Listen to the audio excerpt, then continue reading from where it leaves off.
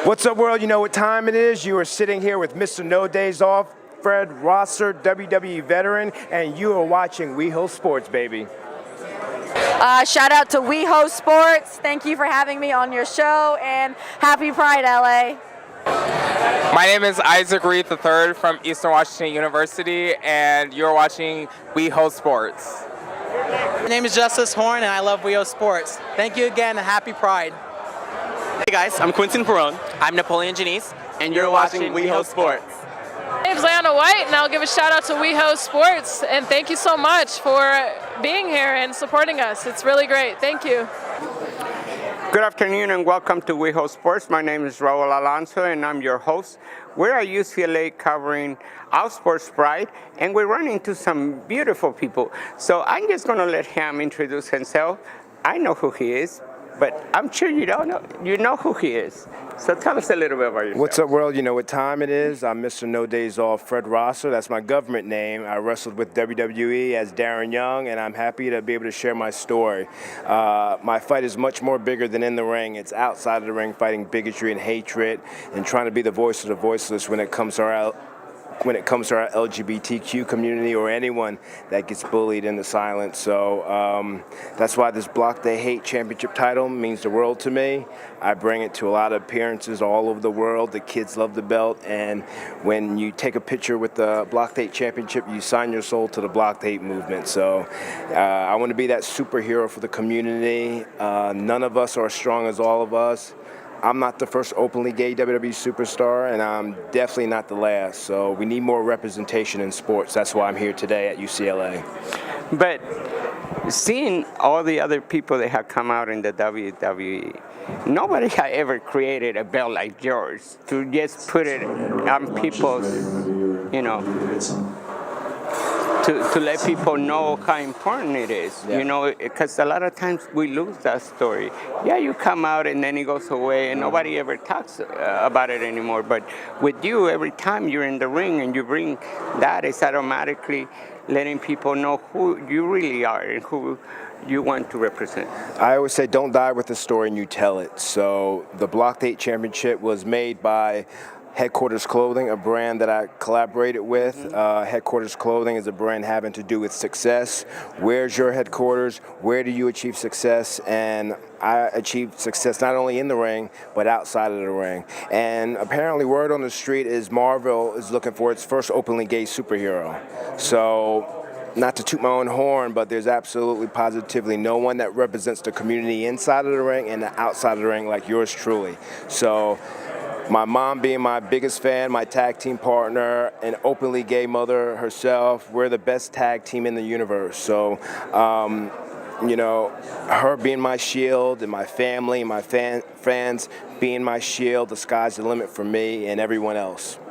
People might say, what took you so long to come out?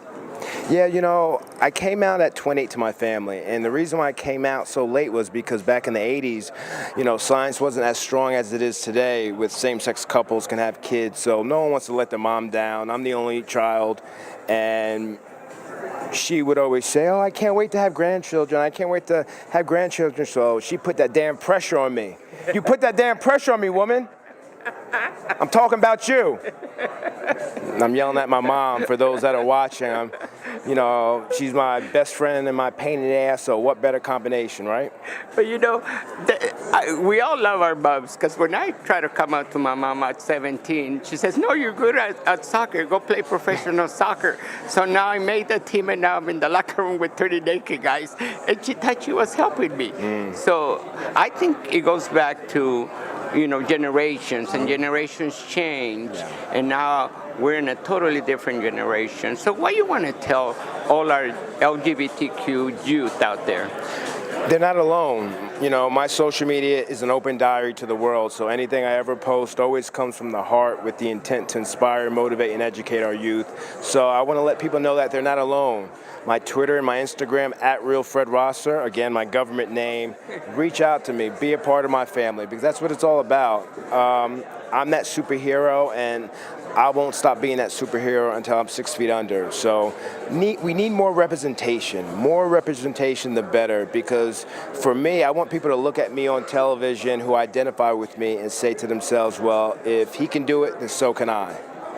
I know I'm gonna hit myself for saying more or less my age out there, but I've been following wrestlers since WrestleMania 1. WrestleMania 1? Yeah, I mean, shoot. I was born, man. I was born. So I know my history. WrestleMania 3, I think, is when Hulk Hogan slammed Andre the Giant. Yeah, you're so right. that's when I fell in love with it. I fell in love with the business, and with laser-like focus, I pursued the business. I pursued it, and out of 75 guys and girls from all over the world, I beat them all out in my tryout with WWE in 2009. So it was a journey to get where I'm at today, and at 35, I feel so alive. I'm like wine. I age gracefully with time. I'm talking about you, Mom. I age gracefully with time because of you. You. I love the character you bring to wrestling. I know that's not how your normal life is, but I know I'm so quiet. I'm an introvert, very quiet. So when the camera goes off, I'm... Don't believe that. You know that's not true. But now, pride. When you hear pride, what do you think it means to you? Well, before I came out to the world, I looked down upon the pride parades. I looked down upon the gay community. The reason was because I was living a lie. I wasn't truthful with myself. Behind closed doors, I would always be like, man, the guys and girls voguing and stuff like that, man, that's cool. I wish I could do that. They got attitude. But I was living a lie, and I didn't want to go the rest of my life living a lie. And, you know, my mom had gay friends that did all the voguing, and she would always do the Madonna voguing. I would always tell her now, I said, Mom, do the Madonna voguing, do the Madonna voguing, because it's a little bit different than what it is today. So I'm able to have fun now. I'm able to go to pride parades. I'm going to the biggest pride parade in the world, New York, the end of June. I'm going to be collaborating with NYPD, so I got to hook up with that. It's the safest division. I'm going to be in amongst almost 5 million. 5 million. There's going to be 5 million, Mom, at Pride Parade, New York. And if it wasn't for her convincing me, because Mom, should I do it? You know, around crowds, I get nervous. She's like, Sonny, we're going to be with the safest unit in New York, you know, the NYPD. I said, yeah, you're right, and I'm friends with the guys, so why not? Why not? You get nervous around crowds after thousands and thousands that cheer your name when you walk down the ring? Well, the reason is because I'm in control of my surroundings. Okay. I'm in the ring. They've got the barricades. They got security. I control the crowd. So with me being on the outside, I have no control. I've always been a quiet kid. I was a fat kid. I had a speech impediment. I'm the only child. So I love being by myself, though.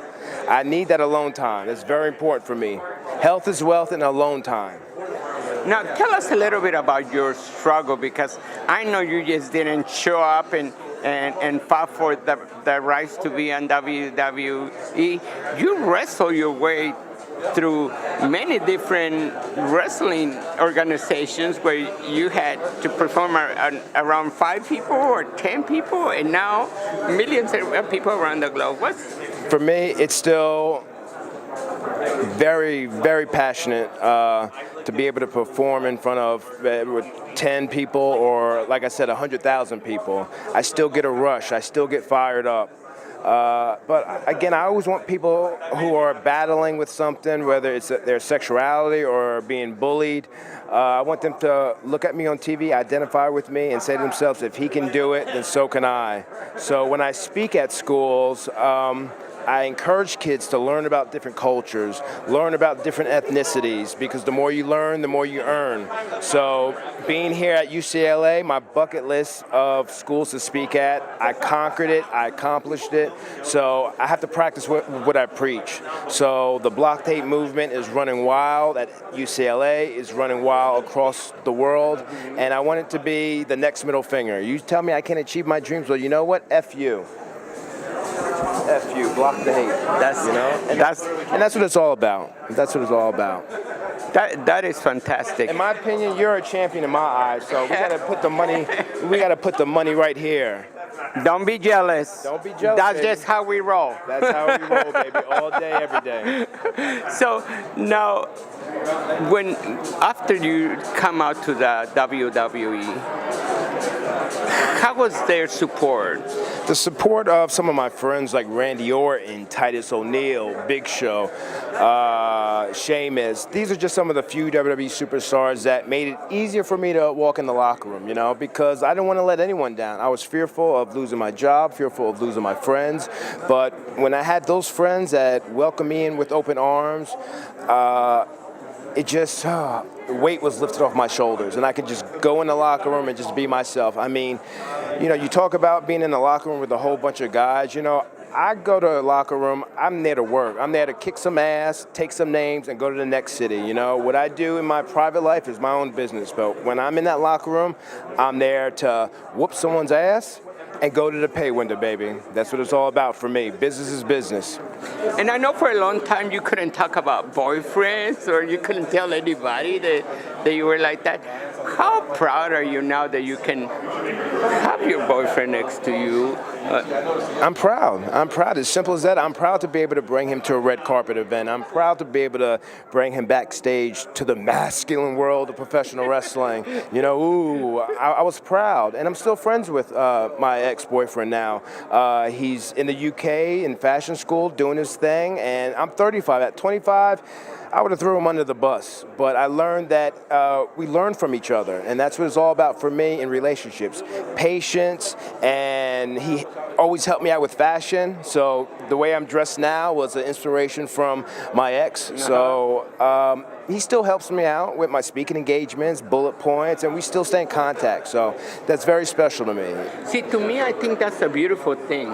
I don't believe that if you have a boyfriend or whatever, even for one day, there was a reason why you met that person. That person got in your life for some kind of reason, Yes. right? Yes. So I don't agree with people that have boyfriends and then like, oh, I just hate them. I'm not going to talk to them anymore. Yeah. But in your case, it's different, and it's a beautiful thing in it. It's a beautiful thing, and like I said, my social media, Twitter, Instagram, @RealFredRosser, it speaks for itself. You can use social media in one of two ways. You can use it to shit on people, or you can use it to impact, motivate, and inspire people. And I won't stop fighting until I'm 6 feet under, you know? My goal is always to show that being gay comes in all sizes and shapes.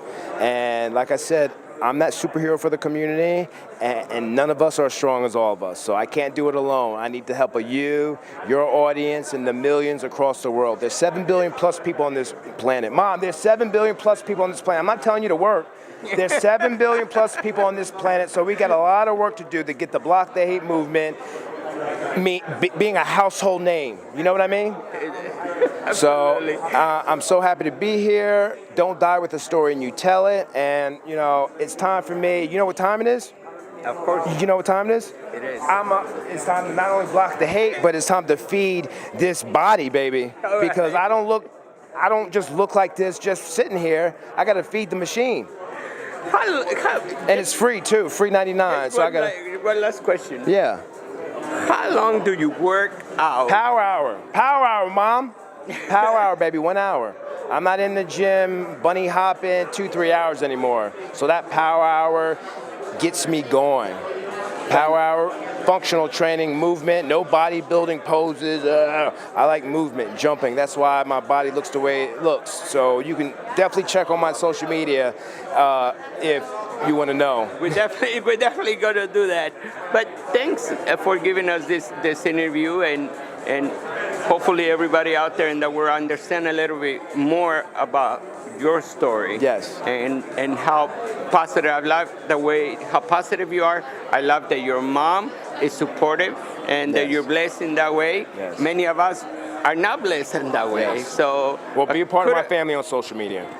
We will. Real Fred Rosser. Kudos to your mom. Yes. Thank you, sir. Thank you. Block the hate. Salute the great. Wait. We have this. Salute the great, baby. Block the hate. Salute the great.